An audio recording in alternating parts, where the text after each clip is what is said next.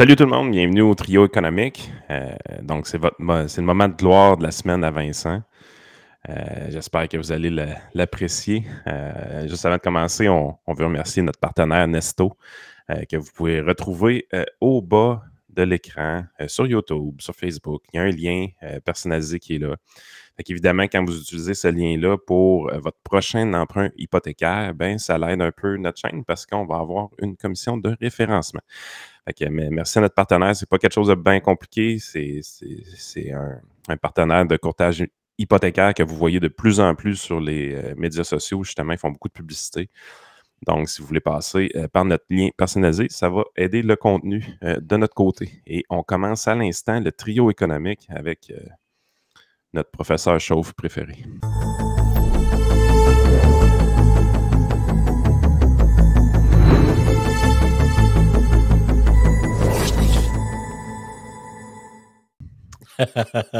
C'est pas fin, ça, de rire de son Yann, il part fort un matin. Hein? Il est parti. Ben là, il y a des gens qui m'ont dit au live que j'étais rendu soft avec toi. Là. Fait que là, faut que. Écoute. Ouais. Écoute.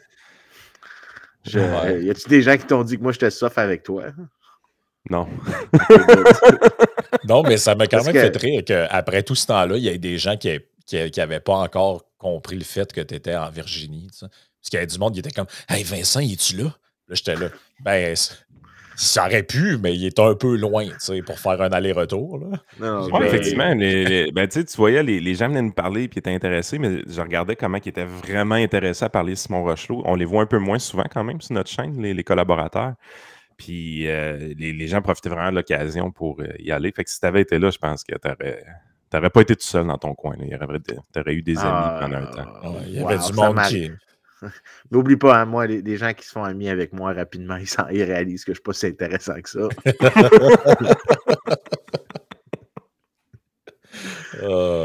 Écoute, c'est ça qui arrive.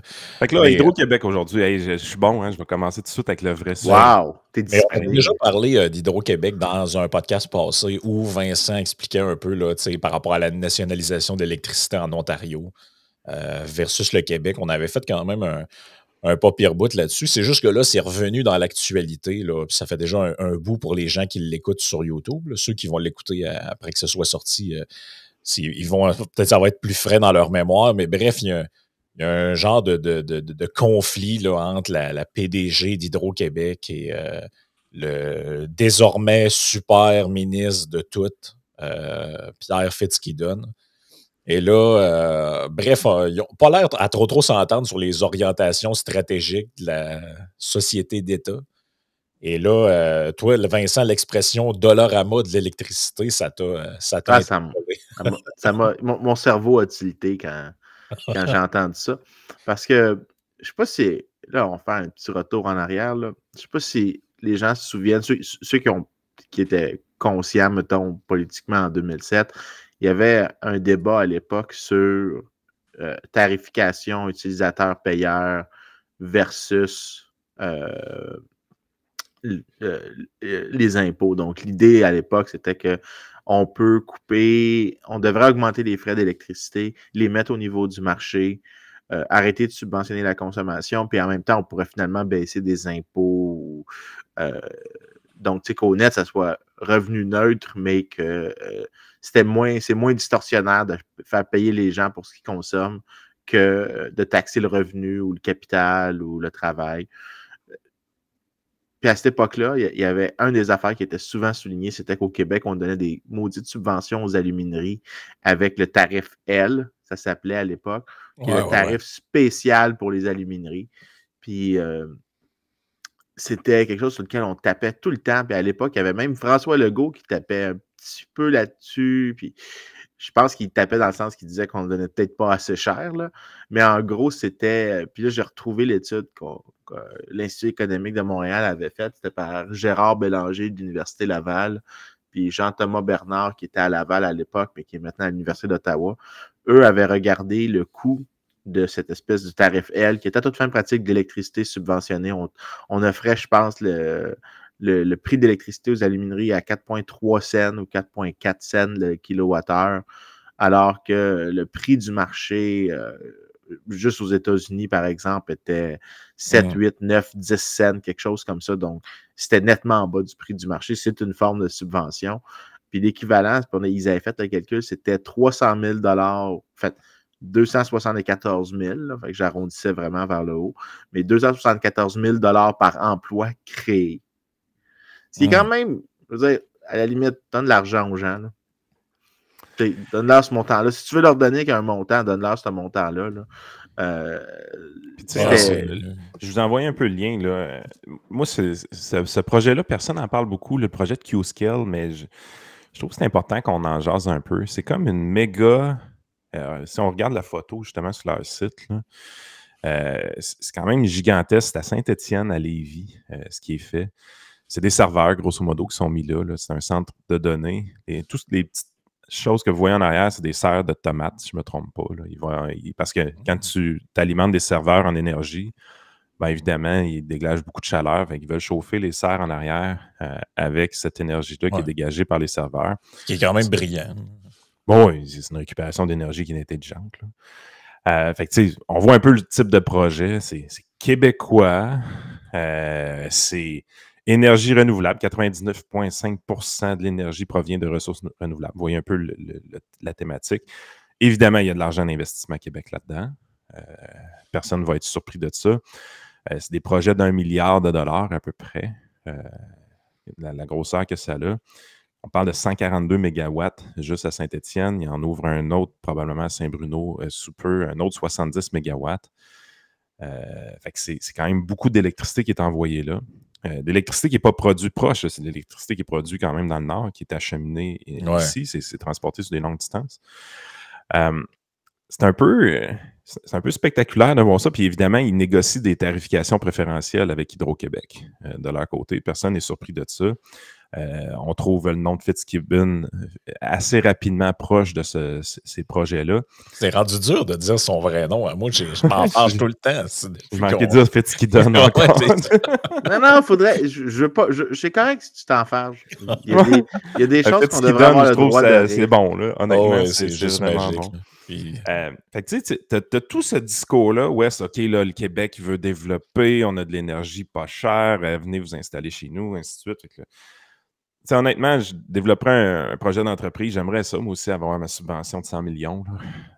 Je trouve ça vraiment capoté, pareil, quand tu y penses. Il y a des grosses poches au Québec qui sont proches du pouvoir et qui sont capables d'avoir des belles subventions. Mais ça, ces subventions-là où les d'investissement Québec, c'est une chose, mais la tarification préférentielle, c'en est une autre. Mais là, tu vois ça, là on développe ce type de projet-là, qui avant ça était dans les alumineries, là, on comprend. Mais là, on s'en va vers là. Puis de l'autre côté, Sophie Brochu, Hydro-Québec, il commence à nous achaler et dire « Ouais, attention, là, chauffez pas trop vos maisons. Puis votre auto électrique, il ne faut pas la plugger dans les heures de pointe. Là, la vaisselle, c'est-tu vraiment nécessaire à 6 heures le soir? » Ben écoute, moi, j'ai reçu par email un truc d'Hydro-Québec me disant « Voulez-vous vous inscrire à notre nouveau système de tarification où si, mettons, entre 5 heures et je ne sais plus quelle heure le soir, je ne prends pas de douche puis je baisse le chauffage, là, ça va me coûter moins cher pour inciter les gens à moins consommer d'électricité. » Là, tu dis « OK, vous êtes rendu là. » Et de l'autre côté, tu as Legault qui disait à tout le monde que le Québec va être la batterie de l'Amérique du Nord. Il part dans le Vermont et à New York pour essayer de vendre de l'électricité. Puis là, tu te dis, mais n'avez-vous ou n'avez-vous pas? Moi, c'est le bout que j'ai de la misère à comprendre. Puis c'est un drôle de signal de marché que tu envoies quand tu t'envoies des messages de même. Parce que je le voyais aussi dans un truc d'actualité. Ah, puis même la presse, un tarif pour les grosses cabanes, 18 mai 2022. On parle d'augmenter le tarif résidentiel pour les gens qui ont des grosses maisons. Mais les gens qui ont des grosses industries, vous leur baissez, eux autres. C'est assez spectaculaire. Je voyais je ne sais pas si tout ça a un lien, là, mais moi, honnêtement, je comprends le move un peu. Là. J'ai vu que l'Ontario a décidé de ne pas... Ça a passé un peu dans le beurre, cette affaire-là, mais l'Ontario ne renouvellera pas son entente avec le Québec où ils achètent pour 2,3 TWh. Donc, 7% de toutes les exportations que fait Hydro-Québec, ça s'en va en Ontario. et l'Ontario ne renouvellera pas en 2026 ce truc-là. Ils vont se tourner vers d'autres types d'énergie, mais ils ont annoncé qu'eux, ils s'en vont ailleurs. Mais est-ce qu'ils s'en vont ailleurs parce qu'eux aussi ont entendu le message de « Ouais, là, c'est parce qu'on va manquer de courant, puis l'autre, elle veut plus construire rien. » Fait qu'en 2018, on estimait d'ailleurs que les surplus étaient grosso modo de 40 TWh, ce qui représente 5 fois la production du complexe La Romaine. Depuis que je suis arrivé il y a 2 ans, c'est Sophie Brochu qui parle, je vois que nos capacités excédentaires sont de plus en plus restreintes. Dans le secteur résidentiel, Hydro anticipe plus de clients et plus de demandes d'électricité, ce qui va amener une augmentation de 7 TWh. Entre 2022 et 2029, on estime d'ailleurs que la demande du marché résidentiel connaîtra un bond de 6 %.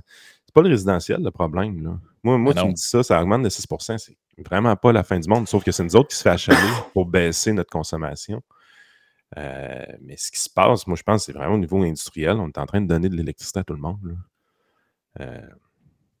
Pour ce qui est du secteur industriel, la demande va demeurer relativement stable lors des prochaines années. Le marché représente 35 % des ventes d'Hydro-Québec. Les alumineries fort gourmandes en électricité accaparent toujours 40 % de l'énergie utilisée dans ce marché. Pour les pâtes à papier, la demande va légèrement diminuer jusqu'en 2029, alors qu'elle sera en légère hausse pour le secteur des mines. Je comprends pas, sérieusement, c'est quoi qui se passe réellement? La croissance de la demande au Québec, 20 TWh.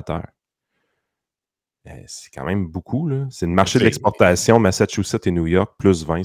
Pour l'instant, c'est là que ça part pas mal, là, de ce qu'on comprend. Tu peux pas commencer à envoyer des courriels aux gens pour leur dire de ne pas se laver et de ne pas utiliser le lave-vaisselle quand tu donnes ton électricité à des J'ai les coûts que Vincent parlait tantôt. J'ai les coûts que Vincent parlait ici. Le Massachusetts paiera 5,15 $ US du kilowattheure à Hydro. L'État de New York, c'est 9,75 $. C'est pas cher, là. Du kilowattheure ou du... Kilowattheure. T'es sûr? 5 $? Pour le Massachusetts, le coût de production moyen de 1,93 $ le kilowattheure au Québec. Ils n'ont pas les nouveaux, pas le coût marginal, mais vraiment le moyen. OK. On sait que le coût marginal, c'est les nouvelles installations, qu'est-ce qui coûte. Le coût moyen, les vieux barrages, ils ne coûtent plus rien, là, cette électricité-là, quasiment. Ouais, coûte l'entretien du barrage. Ouais. Le Massachusetts paiera 5,15 cents. Puis les résidents, là, on comprend qu'on paye plus cher que ça. Là. OK, c'est parce que je me disais, puisque le tarif D au Québec, c'est quoi? 6 quelque chose cents là, pour les consommateurs? Oui. Le taux de change, mettons, c'est la même affaire. Mais tu as dit $, c'est pour ça que j'étais un peu surpris. Ah, OK, non, c'est 5.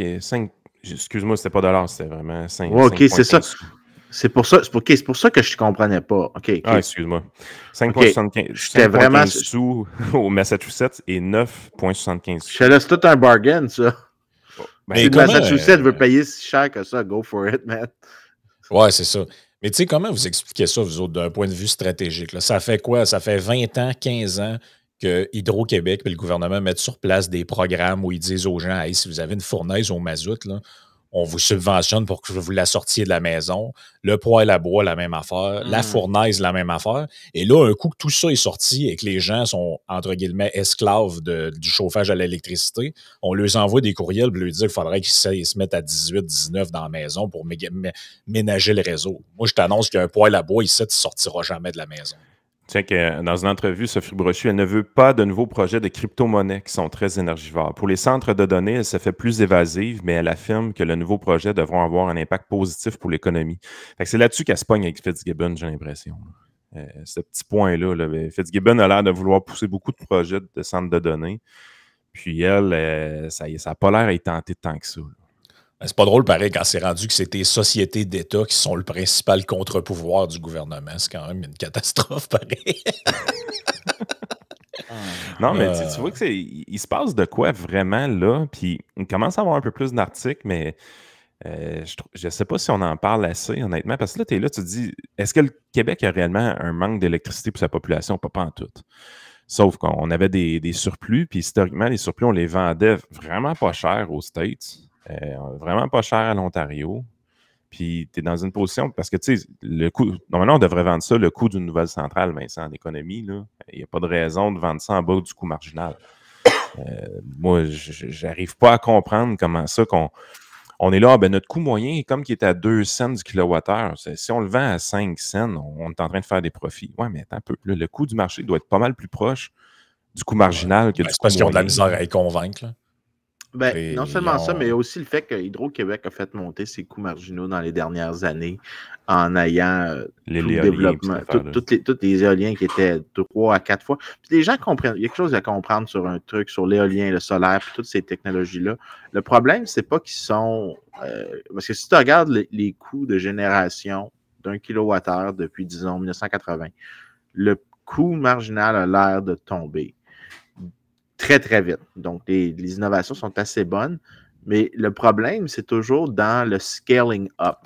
Parce que... Transport.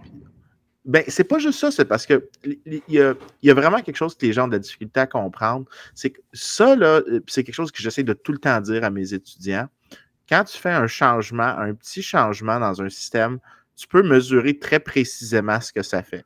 Mais quand tu mesures des grands changements, à moins que les choses soient parfaitement élastiques, tu peux avoir des discontinuités, tu peux avoir des choses que tu ne peux pas facilement interpoler. Puis les nouvelles énergies dans lesquelles Hydro-Québec a été obligé d'investir en grosse quantité ne sont pas du tout liées. Je ne pense pas que genre l'éolien, c'est scalable, comme on dit en anglais. Non, ça ne l'est pas.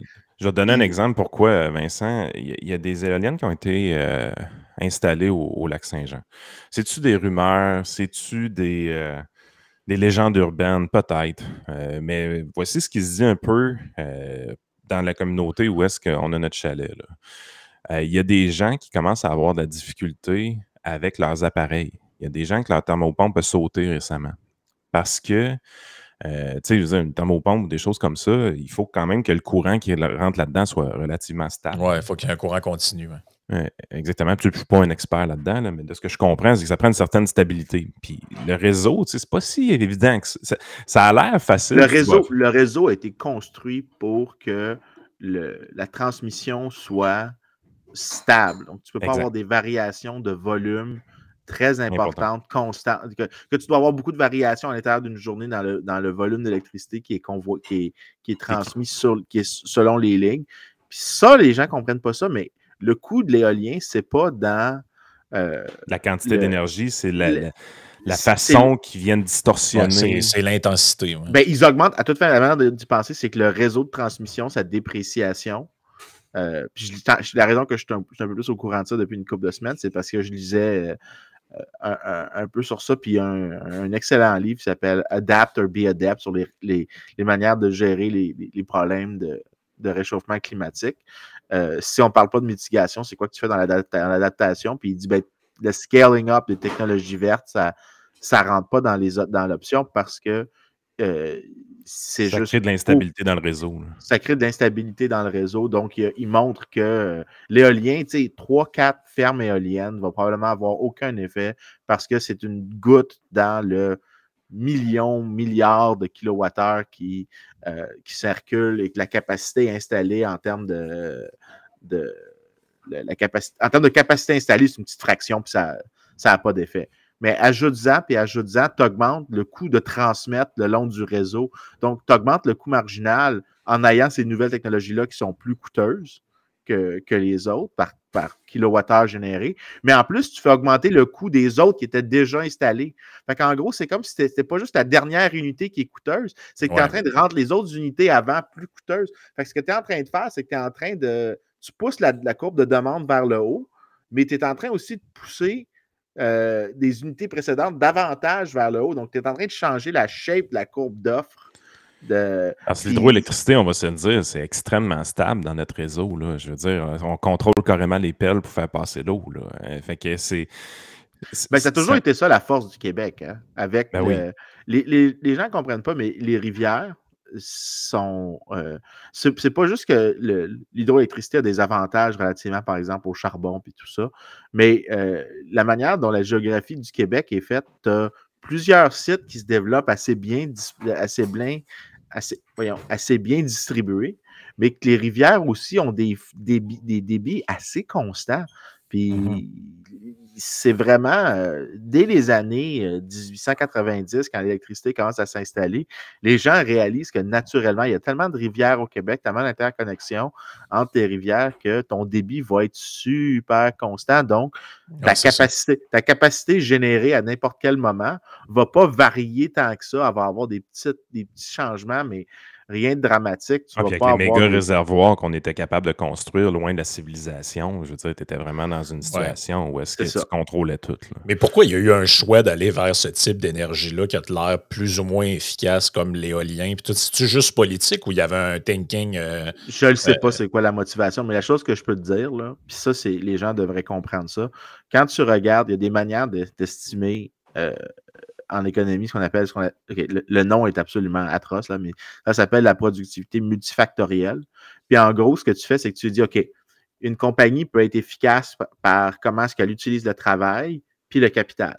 Donc, combien de output tu as par unité de capital, unité de travail, mais ça n'explique pas tous ces deux trucs-là. Ce qu'on fait généralement, c'est que si on voit que la compagnie est capable de doubler la production, puis elle a le même nombre de travailleurs, puis le même nombre d'unités de capital, bien ça, c'est la productivité multifactorielle qui explique. Donc, c'est comme un résidu. Productivité multifactorielle, c'est à quel point tu es bon, c'est quoi ta technique, c'est quoi que tu fais d'intelligent. C'est pas juste combien de trucs tu pitches à la question, c'est ton efficacité à toute fin pratique à utiliser ce que tu as. Puis cette mesure-là, là, c'est la mesure standard en économie. Tu prends l'indice que il y a un gars du Centre sur la productivité et la prospérité à HEC qui a fait l'effort, donc il a pris tous les rapports annuels d'Hydro-Québec depuis les années 80 et il a créé cet indice-là en regardant main-d'œuvre, capital installé, capacité installée, nouveaux investissements. Il arrive que la productivité multifactorielle à Hydro-Québec a baissé d'à peu près 20% depuis 1981. Puis c'est pas genre il y a un mauvais épisode, c'est une tendance lourde vers le bas. En fait, juste pour ceux qui l'écoutent, j'envoie le lien à Frank. L'image va apparaître, elle parle complètement. Tu vas en page 31 du truc, là, le graphique 26. La courbe, il n'y a aucun doute. Là. La productivité chez Hydro-Québec est en d'année en année, elle baisse. Donc, la compagnie devient de moins en moins efficace d'année en année. Chaque fois que tu demandes à chaque fois que tu fais une intervention politique chez Hydro-Québec, je veux dire, ça peut-tu être plus clair que ça? Ce truc-là n'arrête pas de descendre. Je veux dire, c'est quand même assez. Puis, en fait, j'ai dit 20%, mais c'est plus que ça. Là. Si je regarde le graphique comme ça. Ça ressemble plus à 30 qu'à 20. Ouais. C'est ça. Mon œil a sauté une ligne. Là, c'est 30%. Hey, à un moment donné, je veux dire, Fitzgibbon est en train de faire un pari sur un changement de tendance. Il se passe quand même des choses le fun. Quand tu regardes 2004 à 2007, c'est les années de Thierry Vandal, ça, probablement, ou dans ces années-là. Ouais, tu parles du pic qu'on voit qui remonte puis qu'après ça redescend. Là, ouais. Exact. Je serais curieux de savoir qu'est-ce qui se passait à ce moment-là, honnêtement. Mais tu vois quand même que ça a été temporaire, puis on est retourné carrément sur la ligne de tendance. Puis même depuis 2016, même 2010, on dirait que ça s'accélère. J'ai l'impression que la dérivée change, Vincent. On a l'air à vouloir descendre plus vite à partir de 2016. L'affaire, c'était graphique, ça termine en 2017, je pense, si je vois bien. Là. Ouais. Étant là une couple d'années, si tu pouvais. C'est ça, j'essaie de l'agrandir un peu. Là. Je suis sûr que tu as raison que ça accélère la descente. Là, parce qu'il y a eu toutes les interventions des éoliens. Tu as eu toutes les On a fermé Gentilly, qui devait supporter le réseau un peu quand même. Le gaz naturel, on a fermé aussi des centrales de gaz naturel à un moment donné. Puis, je me trompe-tu ou c'est de temps en temps, c'est rendu qu'on en importe un peu l'électricité? Chose qu'on ne faisait pas. Ça, je sais pas. De mémoire, là, je pense qu'il y a des pics. Il y a des pics que c'est rendu qu'on importe un peu d'électricité, chose qu'on ne faisait pas avant. Fait que, tu sais, quand tu vois des affaires de même, tu te dis, OK, pourquoi qu'on importe? Puis probablement qu'on n'a pas fermé les valves sur ce qu'on envoie à New York puis au Massachusetts non plus, d'un côté. Fait que tu dis, OK, il se passe quand même quelque chose dans la gestion de nos inventaires, si on peut appeler ça comme ça. Il y a des trucs aussi, là. Moi, je pense que ça doit être un paquet de petites décisions, là. J'ai lu un peu, là, il y a quelques jours, ça donne qu'on parle de ça, puis c'était pas prévu, là. Mais je lisais un peu sur les îles de la Madeleine. Les îles de la Madeleine, on s'entend que ça chauffe pas mal au gaz, là. C'est une île. En toute logique. Il n'y a pas de barrage sur l'île. Ben là, imaginez-vous donc qu'il y a une section complète du site d'Hydro-Québec qui est sur comment on va rendre les îles de la Madeleine carboneutres. Là. Parce que là, il ne faut plus qu'il y ait de gaz, il ne faut plus qu'il y ait rien. Et là, imagine-toi donc qu'il envisage de passer des fils, des câbles de courant en dessous de l'eau jusqu'aux îles, je te jure.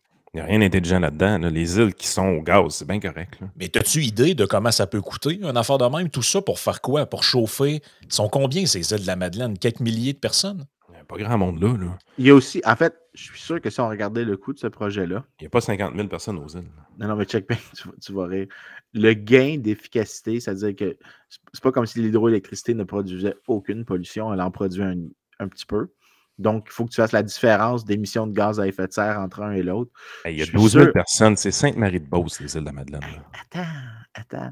Je suis sûr que si on disait, OK, c'est quoi la différence entre les deux, combien ça coûterait de subventions pour faire en sorte qu'une personne quitte les îles de la Madeleine pour venir sur le continent? Je te garantis que ça serait moins cher que... On lui fait tout un chèque de 100 000 pour qu'il s'en aille. Mais est-ce qu'on réalise je pense pas que ça serait aussi coûteux que ça, mais je suis sûr que... Ben, pas ça, un fil dans l'eau, attends un peu. Tu offres un chèque de 100 000 pour les 5 premières ou 25 premières personnes. Parce que la question, c'est combien tu gagnes en déplaçant certaines personnes sur le continent principal. Je suis sûr que ça coûterait, que tu aurais peut-être besoin de convaincre 500 personnes de quitter les îles de la Madeleine. Bon, 100 000, c'est un peu fort. C'est 1,2 milliard. Tu as raison que j'y vais. Mais malgré tout, passer un fil dans l'eau, ça va coûter. Non, mais juste réfléchissons juste 2 secondes. Le chiffre qu'ils ont, c'est 1,2 milliard. Non. Je dis, si on donne 100 000 à chaque personne pour sacrer le camp, c'est 1,2 milliard que ça coûte. OK. Passer des fils dans l'eau jusqu'aux îles de la Madeleine, ça peut coûter un petit bras, d'après moi. Là. Je ne sais pas combien, là, mais d'après moi, c'est pas gratuit. Là. Non, c'est pas gratuit. On dirait qu'on a perdu toute notion de perspective d'ensemble. Il me semble que Mané, c'est important là, de penser à ça. Là.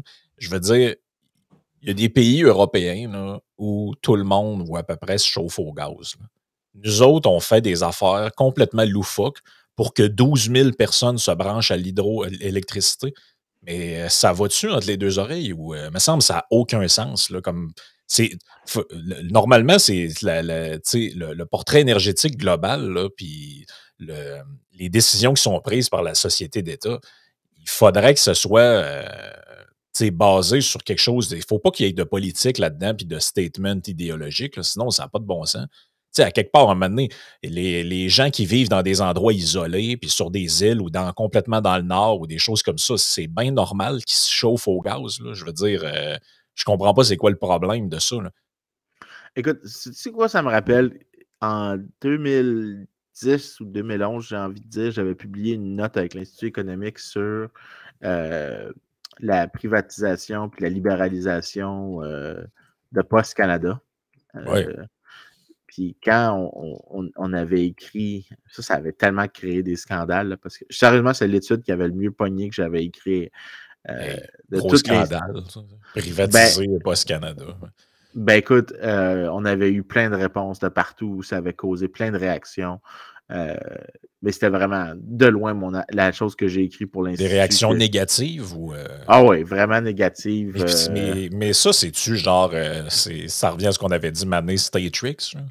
Parce que Mané, les gens sont cramponnés sur l'État de même. Mais moi, qu'est-ce que ça me change que le gars qui livre mon colis travaille pour le gouvernement ou pour le privé? Tant que mon colis arrive, j'ai aucun problème avec ça. Ben écoute, la réaction qu'on avait, c'est que tu as eu 2 réactions. La première, c'était celle du syndicat, comme quoi que c'est pas vrai que la productivité à Post Canada diminue. Elle diminuait. Il n'y avait aucun doute qu'elle diminuait. Puis on montrait que dans les pays qui avaient eu libéralisation et privatisation, les prix avaient baissé, il y avait eu des bénéfices assez importants pour les consommateurs. anyways. Mais une des réponses qui revenait le plus souvent, c'est qu'est-ce qu'on va faire avec les gens dans les territoires? Donc, Yukon, Nunavut, territoire du Nord-Ouest. Puis ça revenait tout le temps. Puis ils étaient tous là en train de dire on ne peut pas privatiser, on ne peut pas libéraliser, ces gens-là n'auraient plus de services. Puis ou sinon, ils paieraient très, très cher leur poste. Au lieu de payer le frais de 52 cents à l'époque, je pense que c'était 52 cents le timbre. Là, je ne sais plus c'est combien aujourd'hui. Je n'ai pas tenu à jour mes connaissances là-dessus. Ça remonte à 2011. Mais anyway. Mais ils pourraient payer 3 ou 4 $. J'étais comme OK. Donc, imaginons juste pour les fins de l'argument. Tu baisses les prix de 10% pour tous les Canadiens, ce qui était à peu près le résultat que ça avait eu dans des places comme genre l'Autriche ou les Pays-Bas ou l'Allemagne. Puis en fait, c'était plus élevé dans ces places-là. L'Allemagne, c'est incroyable. Là. Moi, les gens qui ont déjà fait un peu d'import-export, acheter des choses sur Internet. Là, l'Allemagne, c'est incroyable. Tout le monde sait que l'Allemagne, c'est la place pour commander du stock. Ils t'envoient des trucs, t'es comme, OK, 13 €. T'es comme, OK, parce que si je le commande de l'Ontario, c'est le même prix que ça coûte. Puis tout ça, entre autres, c'est ça, c'est quoi? C'est la Deutsche Post, le DHL, qui a été privatisé en 95, quelque chose de même. Là, tu me ramènes en arrière là, dans cette étude-là. Il faudrait que je revoie. Mais je l'ai ici. Là, fondée en 89, elle était précédemment une filiale du monopole d'État Deutsches Bundespost et progressivement privatisée à partir de 95. OK. Je me souvenais plus de ça, mais c'était pas juste privatisé en passant, c'était libéralisé aussi. Donc, les concurrents peuvent entrer. Donc, ils ont toujours la menace d'être mis en concurrence avec quelqu'un d'autre. D'ailleurs, il faudrait que je remette cette étude-là à jour. J'ai des étudiants de doc ici, je pourrais sûrement leur dire il y a un article à écrire à partir de ça, puis ça devient quelque chose d'intéressant. En tout cas, pas important, là, mais la réponse qu'on avait, les territoires du Nord-Ouest, qu'est-ce qu'ils vont faire? Mais tout le monde oubliait qu'il y a au Canada un crédit d'impôt pour vivre dans les... En tout cas, à l'époque, il y avait ça. Il y avait un crédit d'impôt pour les régions éloignées. Donc, imagine, tu dis, OK, il y a au Yukon, il y a peut-être 40 000 personnes, 30 000 au territoire du Nord-Ouest. Disons, mettons, total, 150 000 personnes. Donc, je suis sûr que j'exagère le chiffre. 150 000 personnes dans les 3 territoires. Tu augmentes les frais pour eux de 2,50 le timbre. OK? Donc, 150 000 fois 2,50, tu te retrouves avec un coût extra de à peu près 700 000, si je l'ai bien. Donc, mettons 300 000, mettons. 300 000 de coût extra du timbre, du coût du timbre. Puisqu'ils envoient plus qu'une lettre par année, ils en reçoivent un petit peu plus. T'étais pas loin. Il y a à peu près 120 000 personnes sur les 3, là. Donc, Nunavut, c'est 38 000 personnes, 40 quelques mille pour le territoire du Nord-Ouest, puis même chose pour le Yukon. OK. Fait que mettons que tu envoies 10 à 15 lettres par année, c'est quelque part entre 2,3 millions. Je fais des figures arrondies là, pour ne pas écœurer les auditeurs, puis 3,4 millions. Puis après ça, tu me dis que tous les Canadiens paieraient, mettons, 10-15% de moins. L'autre 34,99 ou 98 millions de Canadiens paieraient 10% de moins. Je m'excuse, mais il semble que c'est le genre d'instance de politique publique que c'est peut-être mieux de dire, regarde, au pire, on fera un anane spécifique pour toi. De toute façon, il y a un prix à payer pour vivre de manière éloignée, comme il y a un prix à payer pour vivre dans un milieu densifié, là.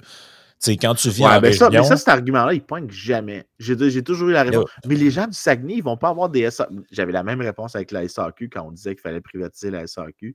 Les gens disaient, mais là, les gens en région vont pas avoir des belles SAQ, ils vont juste avoir des tavernes qui vendent de l'alcool. J'avais juste envie de répondre, OK, garde, à Montréal, là, j'ai du crime, j'ai du trafic, j'ai de la pollution atmosphérique, mais mes salaires sont plus élevés, j'ai plus de services. Quand j'ai décidé de rester à Montréal puis de ne pas aller en région, j'ai jamais considéré le choix d'aller en région parce que je ne veux pas toucher. Non, jamais. Mais quand je fais le choix, c'est parce que je préfère le bundle de services de Montréal. Ceux qui vivent au Saguenay préfèrent probablement le fait que tes voisins sont plus distants de toi, que tu as moins de trafic, que tu n'as pas autant de violence. Les maisons sont moins chères, les fonds orange, Ben, peu importe Oui. c'est quoi. À un Mais moment ça donné, vient c'est avec, pas... mais ça vient avec des c'est comme il y a un de mes amis qui s'était acheté une maison à un moment donné dans un rang, genre, tu sais, Yann, quand tu sors du parc là, pour arriver à Girardville, là, pas à Girardville, à Héberville, OK. t'as un genre de. Herbeville. Ouais, à Héberville, t'as un genre de rang mané quelque part là, en arrivant. Ben lui, il n'y avait pas d'Internet qui se rendait là.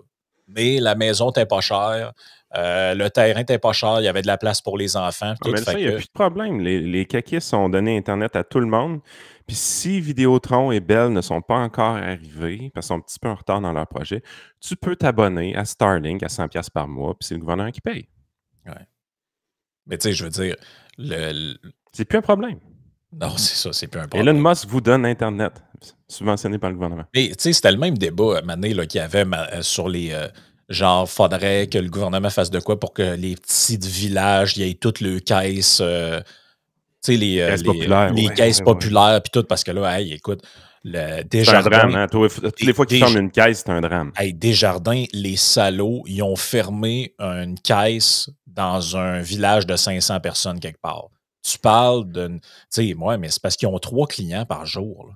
Puis à toutes les fois qu'on parle de privatiser la SAQ, on nous dit on peut pas faire ça, c'est important parce que si c'est les méchantes entreprises privées qui s'en occupent, il n'y aura plus de SAQ dans les petits villages. Ben non, c'est sûr. Mais non, évidemment. Puis dans les régions, il n'y a pas de restaurant, puis il n'y a pas rien. Il a fallu attendre après le gouvernement pour ouvrir des cantines. Tu sais, c'est drôle, pareil, ces types d'arguments-là. Comme si, genre, l'offre et la demande, ça ne marchait pas non plus dans les endroits plus loin. Là, Écoute, mettons qu'on va y aller. Là, ces genres d'arguments-là, c'est des arguments qui sont vraiment des arguments que je ne suis pas capable de comprendre d'où ils viennent. Tu peux te dire merde, je pense que ça s'applique ici. Là. Parce que souvent, tu peux avoir juste une réponse de. En fait, j'aimerais ça pouvoir. Chaque fois que j'étais à l'Institut, puis j'avais envie de répondre ça quand on faisait des discussions sur des politiques de même. Michel Gagnon voulait pas. Michel disait tu peux pas répondre ça. C'était tout le temps ça. Puis à un moment donné, je me suis tanné, j'ai commencé à répondre ça. J'ai dit, c'est pas le devoir des gens de Montréal de subventionner les gens en région, tout comme c'est pas le devoir des gens en région de subventionner le mode de vie des gens à Montréal. Quand tu choisis un endroit où vivre, tu choisis le bundle, à l'exception de ce qu'on pourrait appeler un panier de services essentiels, et je m'excuse, tu peux considérer peut-être genre les timbres comme un service essentiel, donc le truc que je mentionnais tantôt avec Post Canada, peut-être le crédit d'impôt pour une sorte de compensation parce que tu as besoin de communiquer parfois avec le gouvernement, donc le coût du timbre, etc. Mais à la limite, le gouvernement pourrait ne pas te charger pour y envoyer de la correspondance. Je dis ça de même. Ouais, je sais pas. Mais si on permettait à des gens si on permettait à des entreprises de livrer de l'alcool, ben, peut-être qu'on n'aurait pas de problème là aussi. Il y a des manières de régler le problème. Là. Si je pouvais recevoir sur mon perron une boîte avec la bouteille de vin et le scotch que j'ai commandé, j'ai pas besoin d'avoir un entrepôt ou un magasin dans mon village. Là.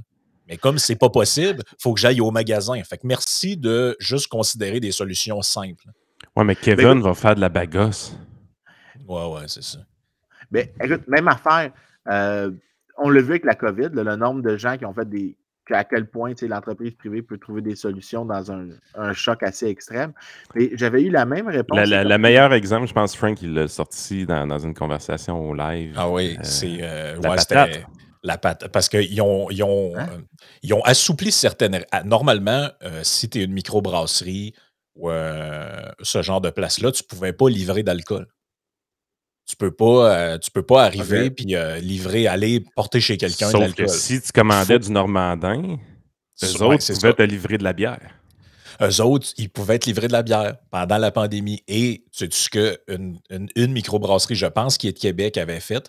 Elle allait livrer de la bière aux gens, puis elle mettait juste une patate crue dans le sac avec, en disant « Je vous ai donné de la bouffe ». Et là, ben, il y a du monde qui était au bout de leur chaîne. Hey, c'est des petits crosseurs. Puis non, ton règlement est cave. Je veux dire, ils ont juste profité d'une imbécilité bureaucratique, oui. Puis sérieusement, sais-tu quoi? On devrait lever notre chapeau. Vous avez fait un règlement idiot. Ils ont pris une patate et l'ont sacré dans le sac. Puis comme ça leur permet... Qu'est-ce que ça vous dérange que ces gens-là fassent de la business puis à livrer un caisson de canettes de bière à leurs clients? Normandin avait le droit de te livrer une patate frite avec 6 bouteilles de bière. Mais la microbrasserie ne pouvait pas livrer une patate avec 6 bouteilles de bière, selon les Écoute, je vais donner des exemples. Les gens ne réalisent pas à quel point on limite l'entrepreneuriat, puis comment il y a des solutions qui peuvent souvent émerger à ces problèmes-là là, que tu décris. problèmes. J'avais eu, à un moment donné, j'ai beaucoup écrit sur le transport interurbain au Québec, donc que tu devrais casser le monopole. Un TGV! Un TGV! Vraiment pas fort. On a déjà parlé de ça. Monorail! Monorail! Mais le pire, c'est que si le gouvernement du Québec devait faire un monorail, je suis sûr que ça finirait exactement comme dans l'épisode des Simpsons. Mais exactement.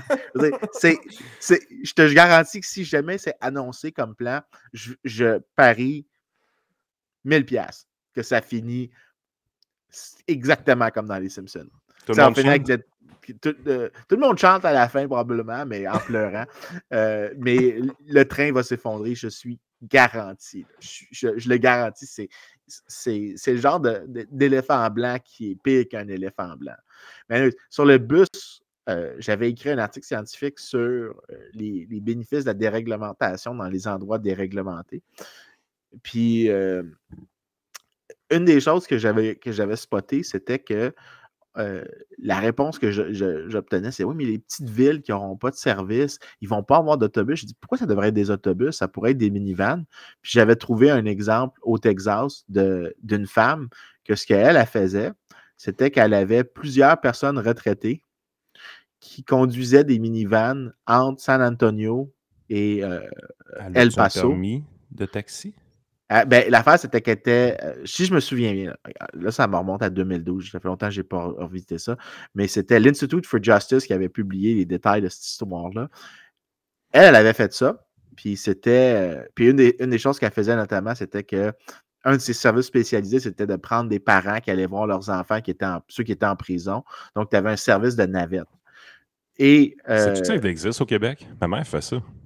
Il y a des gens, tu sais, quand tu vas à Cabano, c'est un petit village, il y a un hôpital à Notre-Dame-du-Lac qui est peut-être à 10 minutes, mais il n'y a pas grand-chose de spécialisé. Fait que souvent, les gens vont à Rivière-du-Loup pour des rendez-vous plus spécialisés, même parfois à Québec. C'est des places qui sont très vieillissantes. Fait qu'évidemment, il y a des personnes qui sont moins aisées, qui n'ont pas de licence pour conduire ou qui n'ont carrément pas de véhicule. Ben, il y a des bénévoles qui prennent ces gens-là, qui les amènent à l'hôpital à Rivière-du-Loup et qui les ramènent à Cabano. Un service de navette. Mais là, c'est des bénévoles. Oui, mais pourquoi c'est des bénévoles? Pourquoi c'est des bénévoles? Parce qu'ils ne peuvent pas être payés. Je suis sûr que c'est exactement ça, parce qu'ils ne peuvent pas obtenir. Ils ne peuvent pas être payés, effectivement. Ils peuvent se faire rembourser leur gaz, puis c'est tout.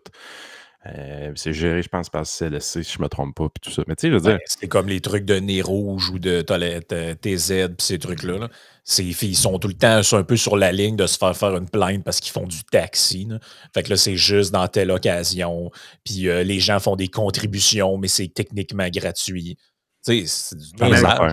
Pour revenir à l'exemple du Texas, là, pour te dire, elle s'était faite poursuivre par l'État du Texas, la dame qui avait fondé cette espèce de petite compagnie-là, parce qu'elle n'utilisait pas les bons véhicules. En fait, elle n'avait pas une licence pour le faire, mais c'était que si tu es pour offrir ce service-là, tu dois l'offrir de cette manière-là.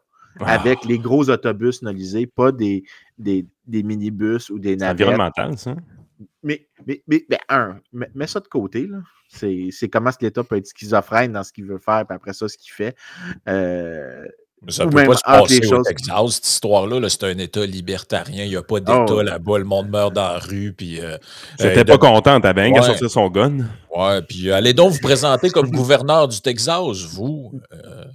Que le monde qui a des guns. Puis... Mettons les illettrés du collège de Bois-de-Boulogne de côté.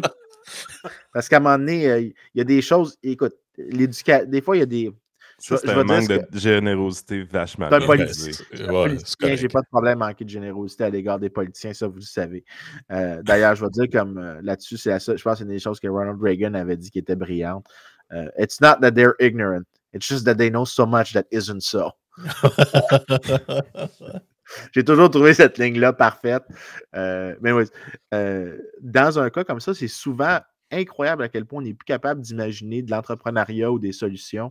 Puis revenir à l'alcool, je peux imaginer facilement que si tu enlevais les restrictions sur X ou Y, tu aurais des gens, par exemple, sur comment tu peux vendre l'alcool, à quel site. Je suis sûr que tu aurais des gens, par exemple, qui ouvriraient des restaurants qui ont une brasserie dedans, mais par exemple qu'à côté, genre, parce qu'il y a des règles, je ne sais pas pour le Québec, mais aux États-Unis, par exemple, les brasseries n'ont pas le droit d'être dans une certaine distance d'un certain autre type d'établissement. Donc, dans certains comtés, tu ne peux pas avoir une brasserie s'il y a une école à l'intérieur de X nombre de mètres. Ouais, je pense que c'est ça ici aussi, là, mais... C'est reconnu que les élèves de secondaire 2, ils vont prendre une bière sur l'heure du dîner. Ouais, oui, parce que le bartender, quand il voit un garçon avec un petit sac à dos qui rentre comme ça, il se dit hey, « j'ai pas besoin de le carter. » Ouais, c'est ça. Mais des affaires... Premièrement, en fait, je vais être radical là-dessus, mais je ne comprends même pas pourquoi. On a déjà fait la conversation sur l'alcool, là, puis j'ai disclosé mes biais absolument évidents dans le sujet. Mais, Vive la famille Geloso. oui, absolument. Mais je comprends même pas pourquoi on réglemente la consommation d'alcool. Il y a énormément de bénéfices à la consommation d'alcool. En fait, c'est drôle. On sent que c'est un vieux puritanisme des années 20. Oui, c'est un vieux puritanisme. Tu sais, l'autre fois, je suis allé quelque part, là, puis je revenais en fait, je venais juste de revenir de Londres, fait que j'avais comme oublié ce détail de con-là, là, parce que dans plein de pays européens, si c'est pas la majorité, tu peux boire en pleine rue. Et tu te promènes avec ta bière dans la rue, tout le monde s'en fout. Hey man, Acid Blais a fait un TikTok avec ça.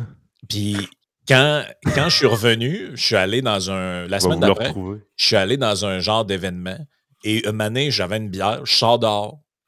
Juste sur le bord du building, là, je jase avec des gens, je sors dehors. Puis, une année, je rentre en dedans. Quand je rentre en dedans, là, il y a une madame qui arrive, tout affolée.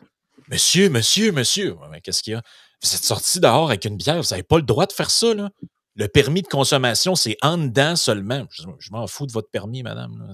Faites ce que vous voulez dans votre établissement. Si au pire, j'irai genre une amende, je sors dehors. Non, c'est nous qui va avoir une amende, puis blablabla. Puis là, j'étais comme, mais quel règlement débile.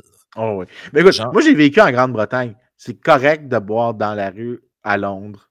Ben oui. Je m'excuse, là, si tu as je l'ai été récemment. Si tu vas sur Artillery Lane à Londres, c'est à 2 heures le matin, tu as des gens qui marchent avec un verre de bière dans la rue. En fait, la seule raison en fait, que les bartenders ne veulent pas que tu sortes dans la rue avec ta bière, c'est pas à cause d'une loi, c'est parce qu'ils veulent avoir les verres. Ouais, c'est ça. C'est littéralement ça la raison. Ils sont là, je veux avoir mon. Parce que toutes les pintes sont en verre. Donc, c'est vraiment la seule raison qu'ils ont de demander est-ce que tu ne bois pas dans la rue, parce que si tu l'échappes, tu la casses, puis tu t'en vas avec, ou tu pitches après, ou tu pitches dans une poubelle, ils sont pas contents. C'est un plus haut coût pour eux. C'est réglé de même. Mais dans les bénéfices de l'alcool, je suis en train de lire ça récemment, que j'aime bien gros. Puis là, juste l'autre bord, il est à l'envers. Ouais, c'est à cause de l'effet miroir. C'est à cause de l'effet miroir, mais ça s'appelle Drunk. C'est l'histoire de comment est-ce qu'on se saoule.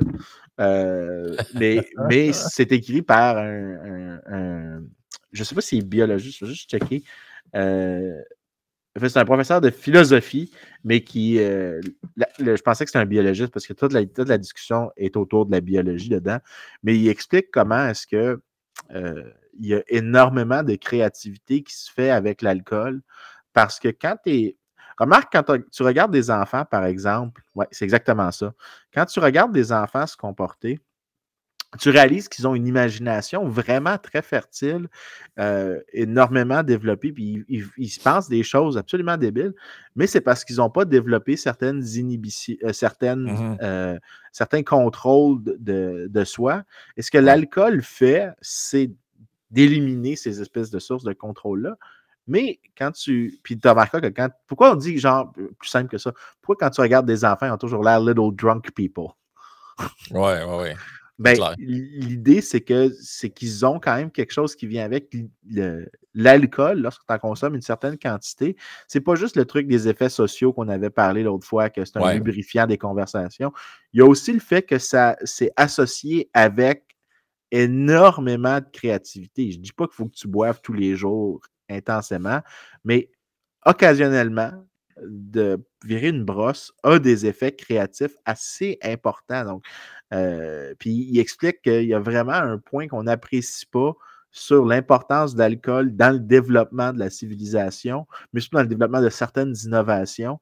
Puis c'est un livre presque entièrement de biologie sur les bienfaits d'inhiber certains de tes contrôles personnels pour justement créer des idées ou relâcher tes contraintes.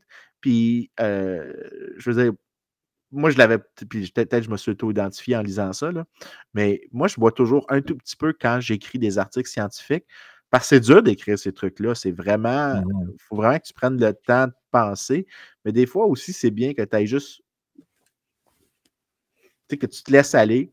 Ouais, Puis, c'est ça. mais je te garantis que si je buvais pas, que je buvais zéro, mon output scientifique serait plus bas qu'il l'est maintenant. C'est sûr que si je buvais une bouteille de vin par jour, probablement que mon output Oh, oui, scientifique c'est serait ça. plus bas.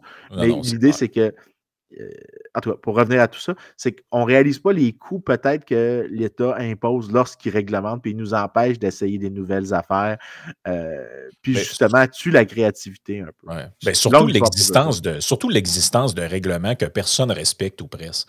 Moi, c'est tout le temps ça un peu que j'ai un problème avec la réglementation. C'est tu as des règlements, mais tout le monde les ignore et fait comme s'ils n'existaient pas. Et c'est même convenu socialement. L'exemple classique, c'est l'histoire des limites de vitesse, là. Tu sais, Ouais. je veux dire, personne roule à 90 dans une zone de 90. Là. Littéralement, ben, t'en as qui roulent 80, ils ont une commune auto, là. Mais je veux dire, en général, les gens ne roulent pas 90 dans une zone de 90. En général, les gens prennent de l'alcool dans des parcs, même quand c'est pas permis. Pourquoi? Parce que tout le monde s'est bien convenu que tu t'octroies ce droit-là. Tu vas dans un parc, tu as amené un petit lunch, tu amènes une bière ou une bouteille de vin, et tout le monde fait ça. Et ça m'est déjà arrivé de le faire. Il y a des policiers qui passent, ils te regardent, puis ils s'en foutent complètement, même si c'est pas légal de le faire. Ouais, Tout mais le monde a compris ce bout-là. Là, tu sais. Mais écoute, tu m'as activé plusieurs pensées en même temps, puis je ne sais pas laquelle j'ai envie de sauter dessus. Là. Ah, mais tu passeras la vidéo d'Acide avant. Quand on parle d'innovation dans les dépanneurs en Floride ou Hampton Beach, man. Okay, faut passer ça, Frank. Je t'ai envoyé le lien. Un petit peu, j'arrive. Parce que son look me fait rire. Il est l'enfer, ce gars. Peut-être se faire flaguer parce qu'on va voir des marques de bière, là, mais bon. Conseil de Québécois en voyage à Old Dodger, que ça s'appelle. Il pleuvait trop hier, on avait rien à faire, moi et Billy, on s'est dit on a une coupe d'heure à brûler en char. Déjà, d'aller faire un petit tour à la plage, de toute façon. Non, il y a des panneaux partout.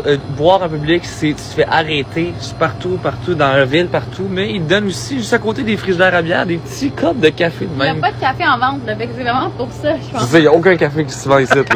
Ils sont pas très lève-tôt, les estis. Même le boardwalk au complet, il roule à 11h. Comment tu veux que je fasse me saouler pour pouvoir dire, il doit être midi quelque part, si tu trouves à midi à quelque part, ça passe. Je pensais pas qu'on était si tard dans la saison que ça. Tout le fun town au complet est fermé. J'ai jamais entendu parler du calice melon. Ça ressemblait pas à C'est donc bien drôle, ça, l'histoire des gobelets. Il m'avait fait rire quand j'ai fait. Ben, c'est un peu comme pendant longtemps, le cannabis au Canada était illégal, mais partout, tu avais des magasins qui vendaient des trucs pour le fumer. Là, t'es comme, mais Ah oui, c'est vrai, ça. je me rappelle, tu pouvais acheter des pipes à toutes sortes de trucs, là, des patentes avec des tuyaux, puis ça se vendait partout, dans les dépanneurs, dans les tabagies, puis de tout ce que tu veux. Mais c'est pour faire quoi, ça? Ah, nous, on n'est pas responsable de ce que font les clients avec ça. Tu sais, l'espèce d'hypocrisie, genre que tu vis dans un monde où tu sais que tout le monde boit, plein de gens consomment de types d'affaires, mais non, c'est illégal et c'est pas bon, mais tout le monde le fait pareil. Sais-tu c'est quoi que ça me rappelle, ce que tu viens de dire? Est-ce que vous avez vu le film Les Intouchables? C'est le vieux film de 87 oui. Avec Robert De Niro, Sean Connery, c'était-tu Kevin Kline ou c'était... Attends un peu, là. C'était qui... Oui, c'est pas important. Il jouait l'histoire de comment Al Capone s'est fait arrêter, puis c'était absolument fictionnalisé. Mais anyways, il y a une des scènes où ils sont en train de faire une descente. C'est Kevin Costner, l'autre. C'est Kevin Costner, c'est ça, pas Kevin Kline. Kevin Costner. Kevin Kline, c'est pas le gars des boxeurs, ça? Non, Kevin Kline. Non, c'est Calvin. Kevin Kline, c'est celui qui a joué avec Will Smith dans Wild Wild West, le pire film qui a jamais été connu de l'histoire de l'humanité. J'essaie d'oublier que ça existait, puis des fois, ça revient dans ma tête des scènes. À l'exception du dialogue entre Kenneth Branagh et ça, le reste du film peut être éliminé. Mais il y avait une scène dans Les Intouchables où l'agent de prohibition font une descente. Agent de prohibition. Ouais, c'est ça. Il tire accidentellement sur un des barils avec le shotgun. Fait que c'est des pellets. Ça fait des petits trous dans le baril. Puis le baril, il y a comme un peu de whisky qui sort. Puis après qu'il est descendu, les gens qui tirent dessus, il regarde, puis il regarde partout pour être sûr de ne pas se faire voir. Puis C'est un agent de prohibition qui se prend une petite gorgée parce qu'il est comme content d'avoir survécu. Mais tu sais, quand tu parles d'hypocrisie, ça, c'est l'image qui me vient en tête. C'est l'agent de prohibition qui est oh, hey, j'ai besoin d'un petit remontant. Là. C'était toutes des émotions que je viens d'avoir. Je me faisais tirer dessus. C'est ça l'image qui me vient. Ben, dans la région de Québec, ben, Charlevoix plus, il y a un petit bar vraiment cool. Je suis allé une fois, ça s'appelle le Bootlegger. Puis, c'est vraiment une genre de maison. Puis, c'était la place pour, dans le temps de la prohibition, qui recevait de l'alcool. Je ne sais pas s'il y a beaucoup de nos auditeurs qui ont déjà été passés un bon temps là, mais c'est vraiment un bar le fun parce qu'à un moment donné, dans la soirée, ils viennent te chercher un petit groupe et ils te font visiter la maison avec toutes les passes secrètes qu'il y avait partout dans la maison pour cacher l'alcool, pour passer au travers des fenêtres et tout ça, les gens qui venaient pas porter les choses, si on veut. Puis les gens allaient là pour boire, évidemment, puis il fallait être capable de transformer le lieu très, très rapidement en endroit sobre quand les agents de prohibition débarquaient. Fait que c'est vraiment un bar qui est dans cette culture-là de la prohibition des débuts des années 1900, puis que c'est le Bootlegger, ça s'appelle. Je ne sais pas si c'est ouvert encore, mais c'est vraiment une activité tripante que j'ai déjà. On dirait, ouais, la maison du Bootlegger à la Malbaie. Ouais, c'est vraiment cool. Ça a l'air vraiment beau, en tout cas, en dedans. Là, je regarde ça. Mais qu'à le regarder. Pour vrai, là, quand tu me parles de choses comme ça, là, ce qui me fait penser, c'est à quel point il y a, surtout dans la nourriture, c'est incroyable comment, étant donné la psyché humaine, la relation qu'on a entre la nourriture, l'alcool et le bon temps qu'on passe, à quel point tu vas avoir de l'innovation dans l'expression de comment tu consommes. Tu vas avoir des restaurants qui sont fancy, tu vas avoir des restaurants moins fancy, tu vas avoir tellement de variétés que c'est probablement la place dans laquelle je pense que l'État est le plus nocif de manière morale parce que tu élimines vraiment des choses qui sont créatives, mais tu sais, puissamment on a cette semaine là, les gens qui ont dit « Oh, la droite s'occupe des arts maintenant », mais l'expression artistique, il y a juste les gens de gauche là-dessus. Ça, j'ai toujours trouvé ça condescendant. Il y a juste les gens de gauche qui pensent que les arts, ils ont une définition vraiment étroite de c'est quoi l'expression artistique. Pour moi, un gars là, qui fait un restaurant dans lequel il a choisi un design fancy pour aller avec la manière dont tu consommes, puis qui a pensé à des drinks. C'est sa propre cave à vin d'importation privée, ce genre de truc-là. Ou un brasseur qui a fait sa propre bière. Pour moi, c'est une. Quand tu as décidé d'investir c'est ça, c'est une forme d'art. C'est juste que moi, je le définis beaucoup plus largement. Quand tu crées quelque chose puis tu lui donnes une image qui est unique. Donc, tu crées vraiment là, un produit qui est beau. Puis juste des fois, le labeling sur des bières. Il y a des gens qui collectionnent des bières pour une raison. C'est que les labels sont d'une beauté, là, des fois. Oui. Puis, il faut vraiment être stupide pour ne pas réaliser que quand l'État intervient dans ces affaires-là, tu réduis les expressions artistiques, tu empêches les gens de créer des choses qui ont une valeur qui est difficile à apprécier, qui est difficile de mettre un prix dessus, mais qui a clairement une valeur énorme. Ouais. Mais tu sais, on voyait tout le mépris que ça avait, ce genre de statement-là. C'est genre les gens qui sont de droite. Vous êtes tous des caves qui sont pas capables d'aimer l'art. Vous autres, vous aimez juste des films de. Dans le fond, vous êtes juste capables d'écouter Terminator. Là. Vous aimez pas. C'est tout le temps des espèces de jugement de valeur de même. Là. Je te garantis qu'il y a plus d'art dans tous les spaghettis western dans lesquels Clint Eastwood était que dans tous les poèmes que Catherine Dorion a écrits. Point barre. Ouais. La musique d'Ennio... La musique... La musique d'Ennio Morricone a influencé bien plus de gens que les poèmes de Catherine Dorion. Le fait... Puis, écoute, quand Clint Eastwood a gagné le Lifetime Award de l'Académie aux États-Unis, c'est Jim Carrey qui est allé en avant, qui a fait le speech pour Clint Eastwood. Puis il a dit, pourquoi est-ce que dans tous les films, Clint Eastwood n'a pas de nom? Parce qu'il s'appelle juste Blondie, mais c'est un descriptif, c'est pas son vrai nom. Pourquoi? Ouais. La réponse qu'il dit, so that every little boy in America could put his name on Clint Eastwood's face. Ouais. Puis pense à quel point, tu sais, ça, j'étais là, c'est exactement pour ça que moi j'adorais ces films-là quand j'étais petit, parce que j'étais capable de m'imaginer là-dedans, mais c'est une création artistique. Je me suis mis tellement dans le film que je me sentais que je faisais... commercial. Ouais, mais c'est ça, j'allais dire. Mais ça ne veut pas dire qu'il n'y a pas une beauté dans la chose. Ouais, mais sauf que eux, tout ce qui est... C'est drôle pareil, parce que ça m'a toujours fait rire. C'est élitiste en sacrement. C'est que c'est des gens de gauche et ils méprisent l'art populaire. Moi, pour moi, c'est fabuleux, pareil, comme attitude. C'est-à-dire que si un film a eu du succès, c'est de la merde. Si des groupes de musique sont populaires, c'est de la merde. Si telle peinture est connue, c'est de la merde. Si tel écrivain a vendu beaucoup de livres, c'est de la merde. Ce qui est bon, là, c'est ce personnage obscur-là que personne connaît, qui a fait des toiles là, qui ont été oubliées et redécouvertes dans une abbaye quelque part. Là, là, le gars, il est pauvre comme job. Il n'a jamais été capable de vivre de son art. Mais c'est comme si... C'est un incompris. Ouais, c'est ça. Mais c'est comme si le succès, genre, était garant du fait que ton produit était moins bon. T'es comme, mais au contraire, si forcément ton truc forcément t'as fait quelque chose de génial, si c'est ça a pareil dans le monde des arts. Il n'y a jamais personne qui est mauvais. T'es juste incompris. C'est ça. Ben, ça peut juste être pas bon aussi. Là. Il y a aussi, le meilleur exemple, c'est Kenny G. Je ne sais pas s'il n'est pas si connu que ça au Québec, mais Kenny G, c'est le gars qui fait du jazz, mais du smooth jazz. Ouais. Mais il est vraiment haï. Mais c'est quand même le gars qui fait le plus d'argent dans toute l'industrie du jazz au complet. Là. Mais il donne vraiment une tonne. Parce que c'est de la musique d'ascenseur, Spotify, des choses exactement comme ça. Exactement ça. C'est vu comme de la musique d'ascenseur. Mais lui, à un moment donné, on lui a demandé pourquoi il faisait ça. Il dit, 1, j'ai du fun. 2, je fais de l'argent. Ouais. Capitaliste, c'est pas un artiste. Mais écoute, il y en a plein des artistes. À un moment donné, Mozart a écrit.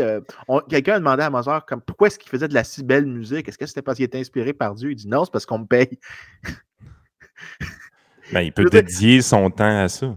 Mais c'est ça, mais l'idée, c'est que je comprends pas. Puis ça, c'est vraiment un réflexe qu'il y a constamment. J'ai jamais compris pourquoi est-ce que l'aspect commercial de la production artistique diminue la production artistique.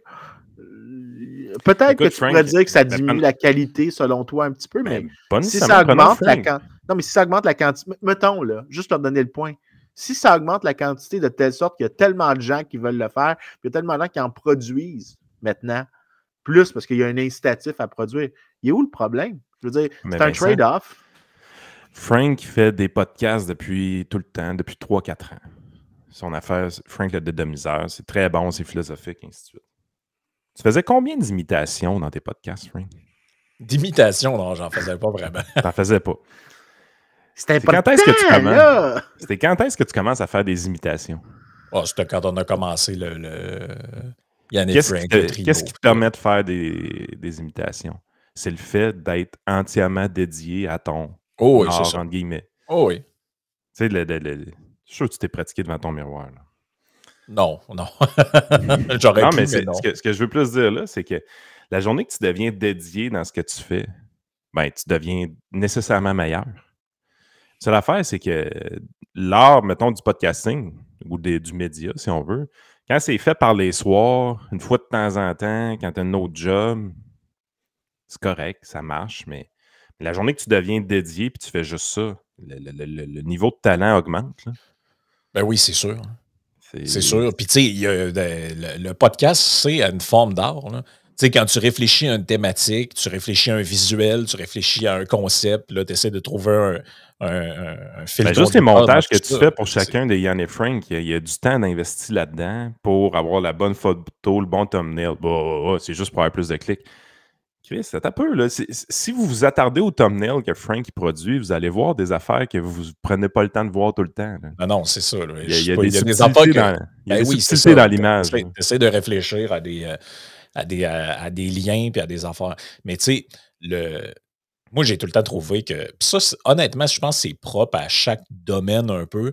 C'est que quand tu commences à connaître quelque chose, surtout dans l'art, puis même la bouffe, c'est vrai, l'alcool, c'est vrai, peu importe, c'est vrai, tu as une tendance naturelle à devenir très puriste. Tu sais, genre, ah ouais, mais en cuisine, c'est l'enfer. Si vous connaissez quelqu'un qui est vraiment foodie, il est en train de cuisiner de quoi, puis là, t'es là, ah ouais, tu vas-tu le faire comme ça ou tu le mets dans le four après, puis là, il se tourne, il te regarde, il fait, on fait jamais ça.